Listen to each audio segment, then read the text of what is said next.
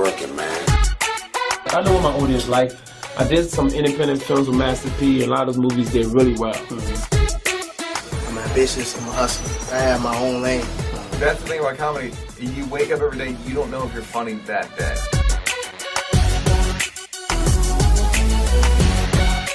About that.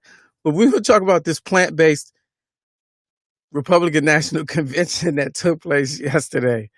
And the reason why I say plant-based, because, and I'm not the only one saying this. I woke up today. I watched it a little bit last night, as much as I can take. It was about 32 minutes of it. I was trying to wait for Tim Scott, but I couldn't stomach everything that was taking place before he got there. So I woke up this morning and I see on Twitter that cocaine convention was trending. And the reason why cocaine convention was trending was because of two speeches, in particularly Don Jr. and his girlfriend, I don't even know her name, Guilford, Kimberly Guilford, I think it is.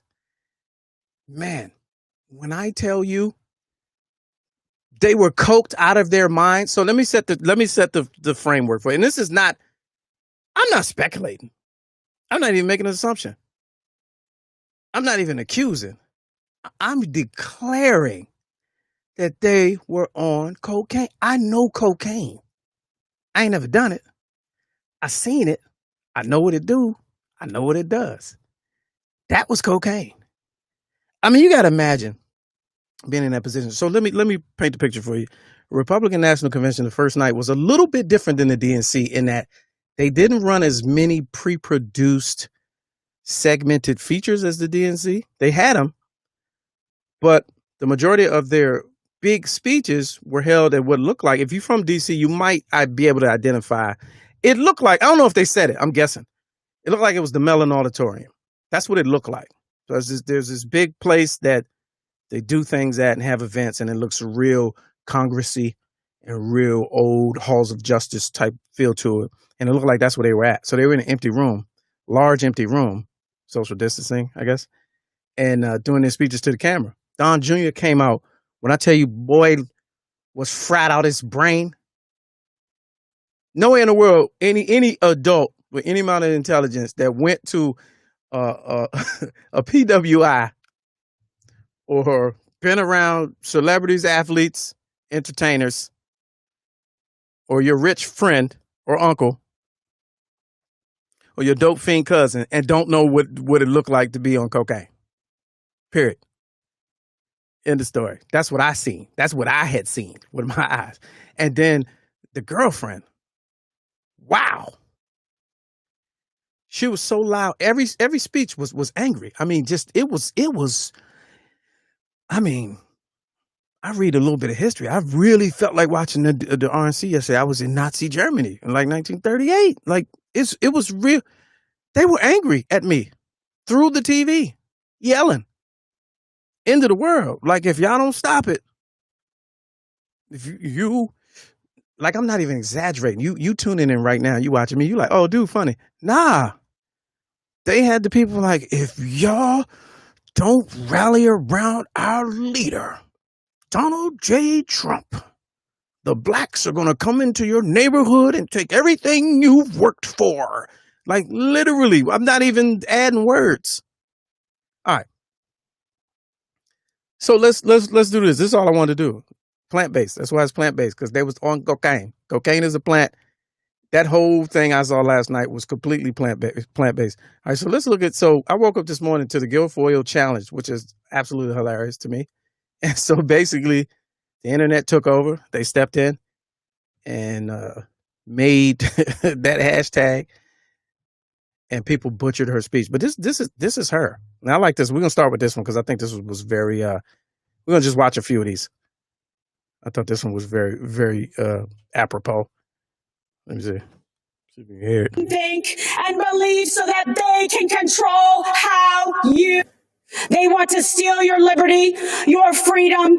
They want to control what you see and think and believe so that they can control how you live. Now that one was funny. because of course they put her head over Hitler's body. That was funny because that's how it sounded to me. Here's another one. This is how it sounded.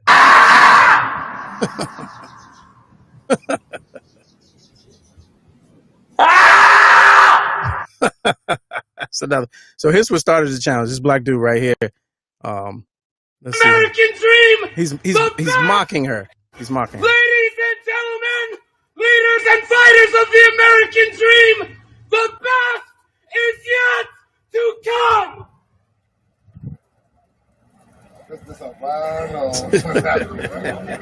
This man's like, what is you talking about, fam?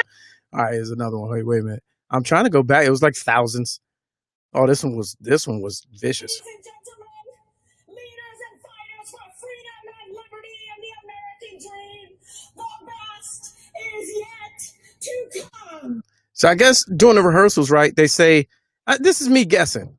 During the rehearsals, it was like, all right, we're looking for passion. We're looking for, just treat the room like people are there.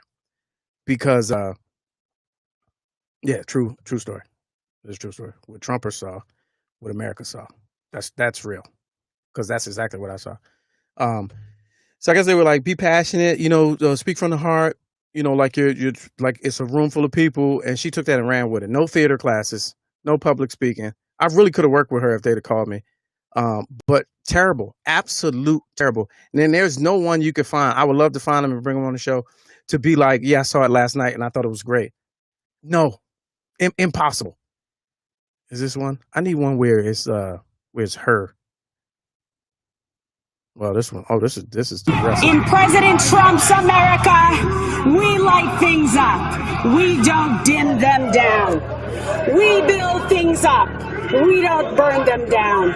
We kneel in prayer and we stand for our flag. President Trump believes in you. He emancipates and lifts you up to live your American dream. You can be that shining example to the world. President Trump is the leader who will rebuild the promise of America and ensure that every citizen can realize their American dream. Ladies and gentlemen, leaders and fighters for freedom and liberty and the American dream, the best is yet to come.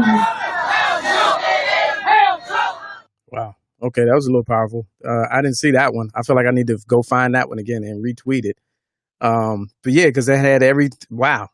That was different. All right, I'm gonna have to retweet that one. So I was looking for the original because you gotta see her. You gotta see her. And I don't know what her credentials are. I did some reading. She was affiliated with Gavin Newsom. She started out as an attorney. I don't know how she got to be the first speaker at the RNC as the girlfriend. That's weird to me. I don't know what the precedent for that is. It was just super strange. I don't know what role she has. But that yelling and America, like you just learned English, and America, really, I mean, sinister. Y'all tripping. Like your friends work, your cousins, that's like, nah, man, the vote, it don't matter. They both did. Nah, man, this was some sinister shit I watched last night.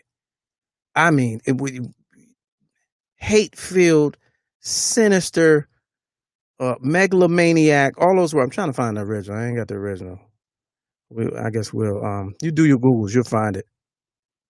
Yeah. America. Weirdo. I mean, that was some weirdo shit when you watched it. I mean, like, sinister. Like, what are y'all so angry about? That's the part I can't figure out. First of all, you're in charge. Like, you're the incumbent. What are y'all so angry about? Y'all are scared that y'all way of life is coming to an end. But I mean, just why? What is the problem with other people being able to live the same way you do?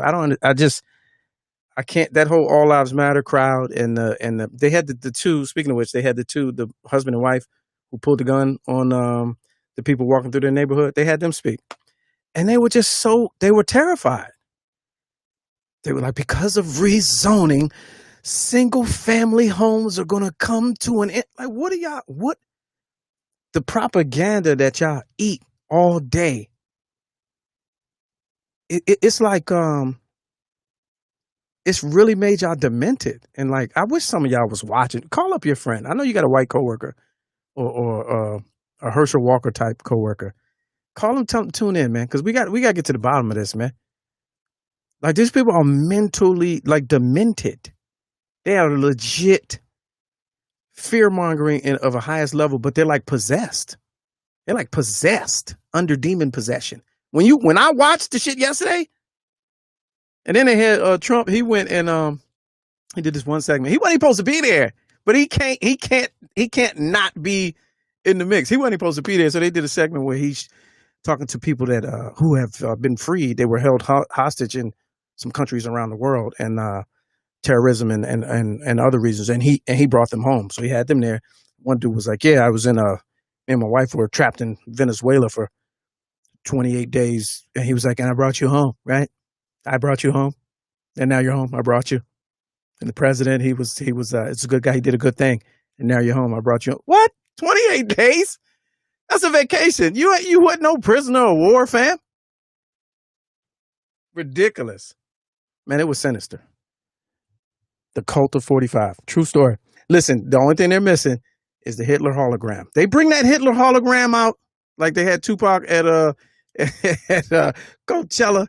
You bring that Coachella Hitler hologram out, they get my vote. I'm sorry, man. I'm being this Joe, like, holy shit, they done brought back Hitler. I mean, just tell me up front. Just be up front with this, what it is. American people, it's white supremacy. It's a war on all of y'all. Then I'll know what to do. I'll know how to act accordingly. I'll know what time it is. Bring the Hitler hologram, man. That's the only thing they missing.